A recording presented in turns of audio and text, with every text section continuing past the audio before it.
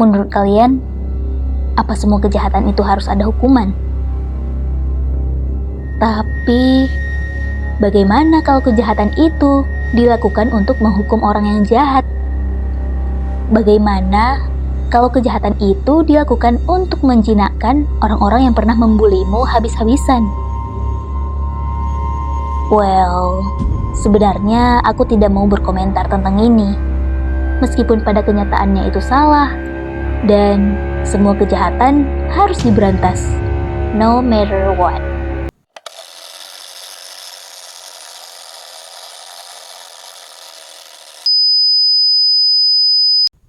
Novel Belenggu Ilse karya Rui Meita bercerita tentang Ilse yang menghilang dari rumah dan suaminya disalahkan oleh masyarakat atas kasus tersebut. 2 tahun kemudian, Ilse kembali dengan kondisi yang sangat memprihatinkan. Dia hilang ingatan dan tingkah lakunya seperti binatang.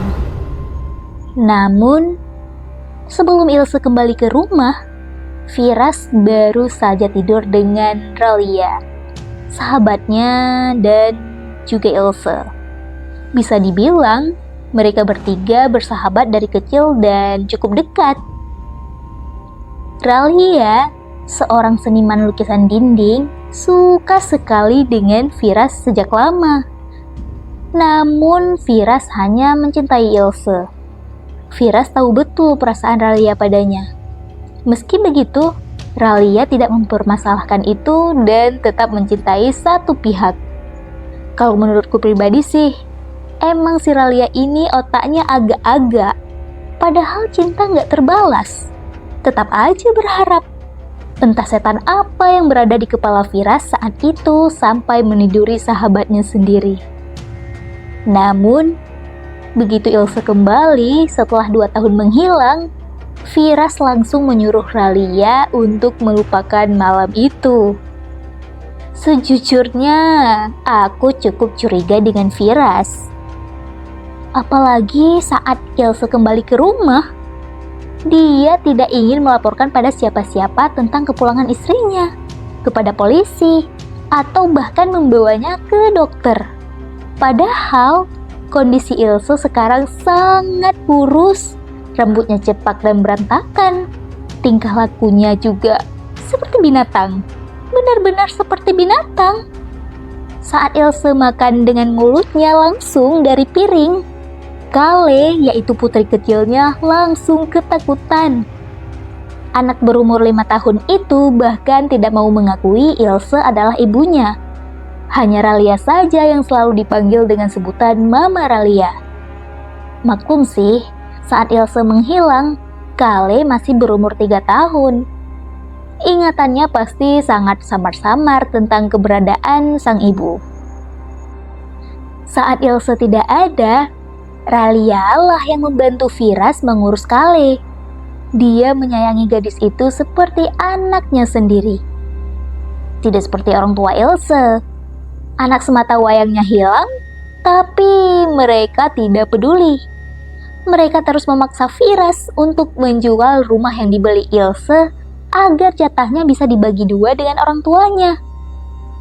Sinting emang orang tua yang kayak gini.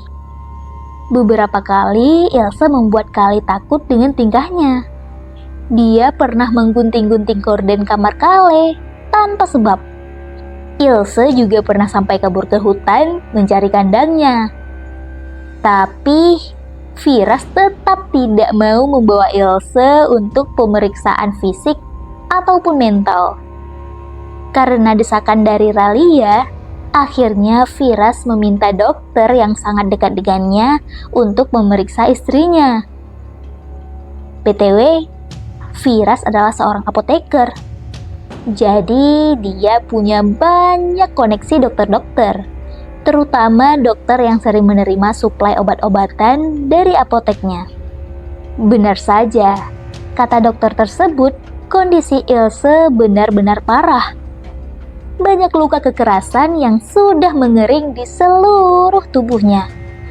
Mentalnya juga sangat gak stabil. Dokter itu menyarankan Firas untuk membawa istrinya berobat ke rumah sakit yang lebih besar. Bukannya mendengarkan saran tersebut, Firas malah setiap saat memberikan pil penghilang ingatan kepada Ilse. Aku yakin kalian juga pasti bakal ngerasa Firas ini emang rada-rada psycho. Entah dia betul-betul pelakunya atau dia cuma suami psycho. Kalau kalian nanya, kenapa polisi nggak mencari Ilse waktu dia menghilang 2 tahun lalu? Padahal Firas sudah melaporkannya dan mencari-cari seperti orang kesetanan. Meski orang tuanya sendiri nggak peduli ya.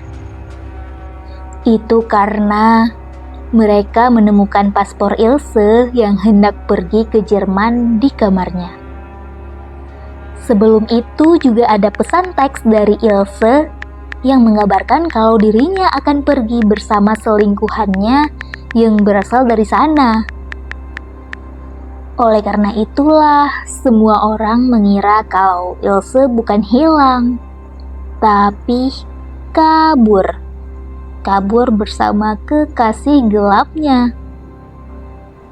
Siapa sangka, setahun setelah menghilangnya Ilse, Firas bertemu selingkuhan istrinya. Plot twist banget karena katanya memang seharusnya mereka bertemu pada hari itu untuk berangkat ke Jerman. Tapi Ilse nggak pernah muncul sama sekali dan tak pernah menghubungi pria itu lagi. Aku suka sekali dengan novel ini karena memiliki 3 sudut pandang. Yang pertama, dunia Ilse. Yang kedua, pencarian 2 detektif terhadap kasus kematian Dahlia dalam kebakaran sebuah rumah.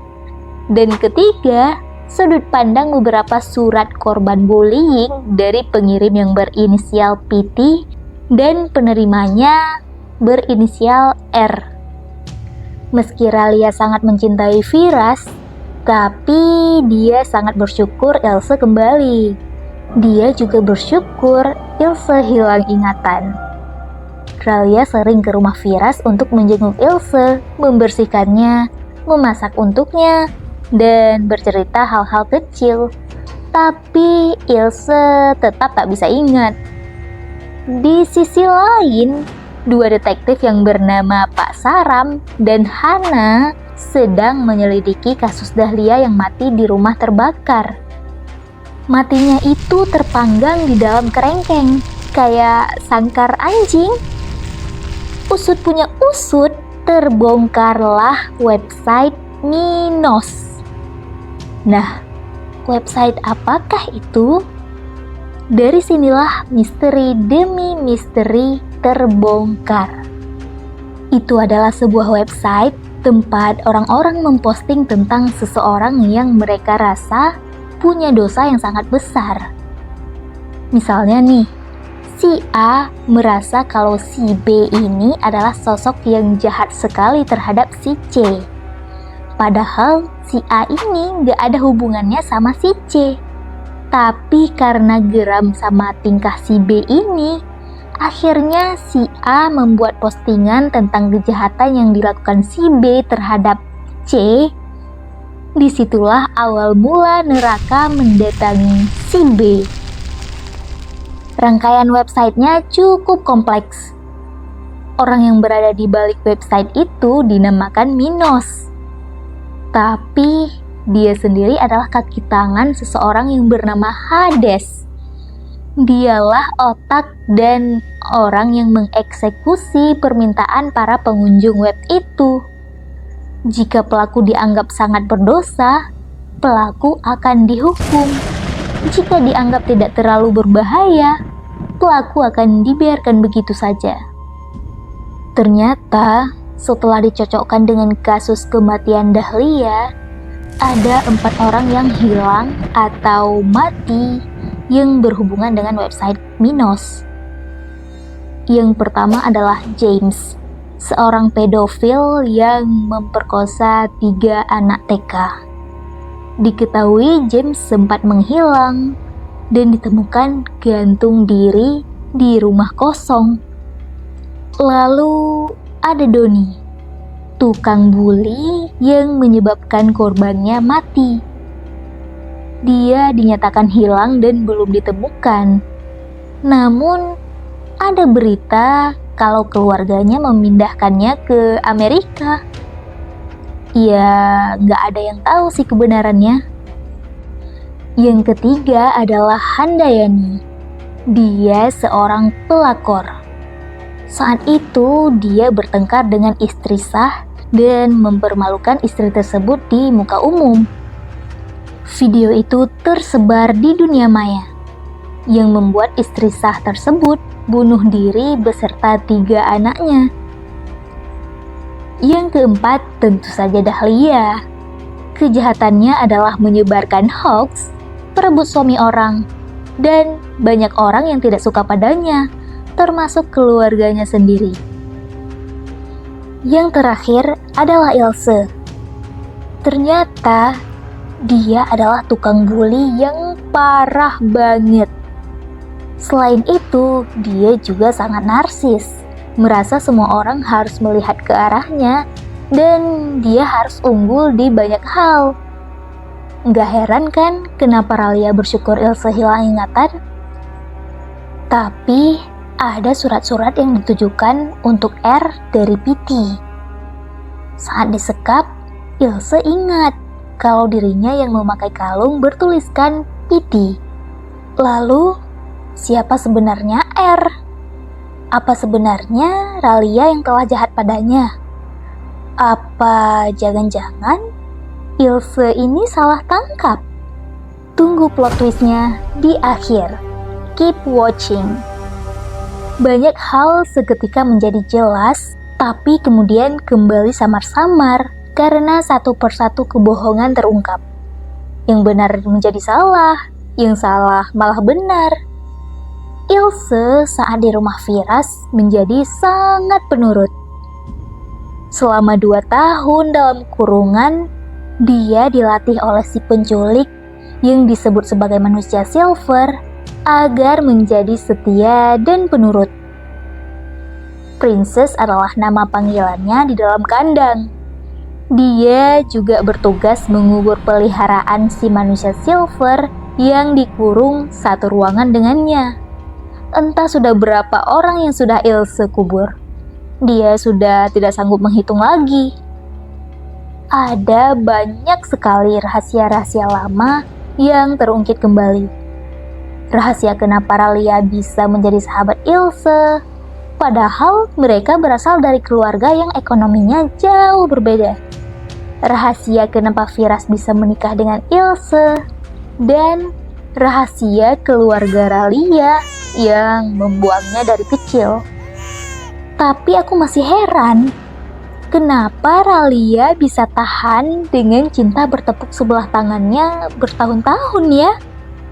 Dia juga sangat baik terhadap keluarga Firas. Cinta membuat perbedaan baik dan bodoh menjadi tipis banget. Kalian setuju nggak? Setidaknya itu sampai Sura, yaitu seorang chef di restoran tempat Ralia bekerja, menyatakan perasaannya. Bukan karena Ralia menerima perasaan Sura, tapi Ralia ingin hidup lebih menghargai dirinya sendiri, lebih bebas, tanpa terbelenggu apapun. Hanya saja, lagi-lagi saat dia hendak pergi, udah berpamitan nih, kejadian yang parah menderanya. Hades muncul dibantu oleh peliharaannya untuk menculik Ralia. Ralia dianggap berdosa karena suatu perbuatannya. Siapa sebenarnya Hades ini? Apakah dia berhubungan dengan Firas, Ralia, atau keluarga Ilse? Semua tokoh yang ada nama di novel ini patut dicurigai. Jangan-jangan Firas ada di belakang semua ini. Biar istrinya tidak jadi kabur ke Jerman dengan selingkuhannya, mungkin. Well, novel ini benar-benar seru parah.